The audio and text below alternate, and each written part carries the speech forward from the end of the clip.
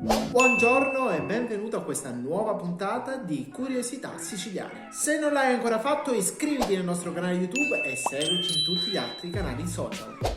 Oggi ti svelerò 3 curiosità sul Festival di Sanremo, curiosità rigorosamente siciliane. Una delle più grandi novità e successi della scorsa edizione è stata proprio la figura di Fiorello, un grande siciliano, e soprattutto pensate che il nome originario di Rosario Fiorello era Rosario Tindaro Fiorello, un nome scelto dalla madre in senso di devozione nei confronti della Madonna Nera di Tindari di Messina. Una madre che ha sempre voluto bene suo figlio, soprattutto durante il parto. Pensate, un parto cesareo da ben 64 punti. E mentre Fiorello era un cognome che si attribuiva anticamente ai trovatelli, cioè agli orfani. Infatti il nonno di Fiorello era orfano. Oltre al co-presentatore, anche il presentatore svela una piccola curiosità siciliana. Pensate, nato a Ravenna nel 1962, ma anche lui di origine siciliana, perché il padre era palermitano e ha sempre vantato nelle sue interviste di avere dentro un bel e caldo sangue siciliano, e a volte anche saper pronunciare un dialetto siciliano impeccabile. Via, sogno siciliano! Terza e ultima curiosità sui cantanti siciliani.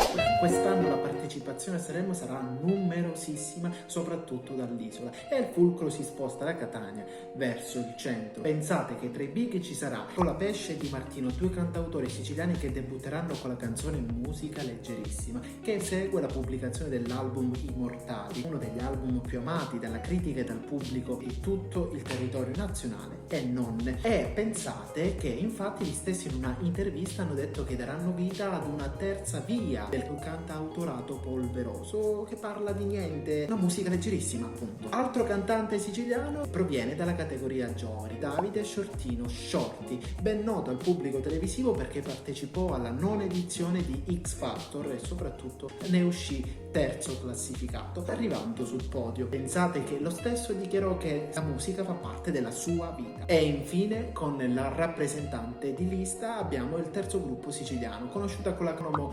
LRDL. È una band nata nel 2011 grazie a Veronica Lucchesi e Dario Mangiarracina, ai quali poi si aggiunse tutto il resto della band. Che dire, seguite Sanremo 2021, votate siciliano e tra una pausa e l'altra, se volete sostenerci, fateci una piccola donazione, trovate sul nostro e-commerce sul sito internet e così riceverete gratuitamente la borraccia direttamente a casa vostra. Grazie e condividete questa puntata.